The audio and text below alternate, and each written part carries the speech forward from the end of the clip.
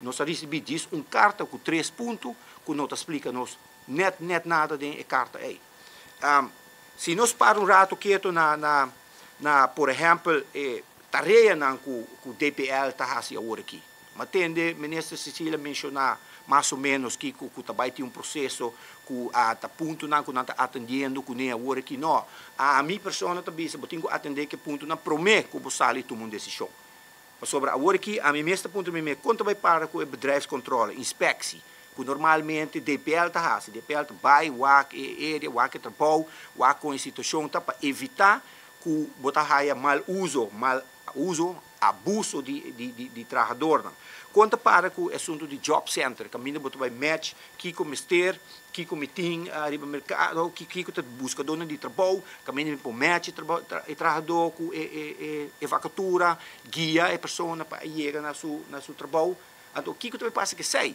Então, se aceita parte do plano, agora na mistério poner de um plano para o meio a sair tomar uma decisão. Que nós mistério rende no mercado laboral, sim.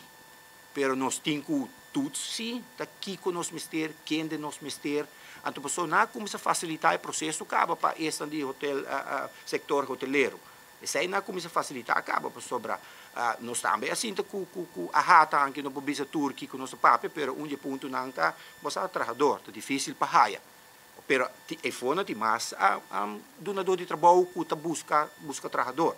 Então, é coisa que nós precisamos guiar um processo correto, caminha tur rende, chega na raia um trabalho a base de um caminho, um processo correto, maneira mais acaba, e vamos ter uma proteção.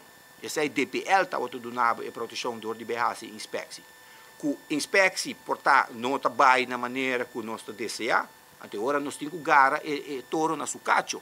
Nós temos que vai inspecção, nós temos que vai o departamento, o que está passando, de maneira mais bisa. É importante ver com o manejo, quizás o manejo está trabalhando de traga, é importante ver que não tem pessoa capacitada dentro, é importante ver que a pessoa que tem dentro falta um pouco guia, mas agora nós temos que ajuda, caminho que nós ajuda, para o processo possível na sua caminho.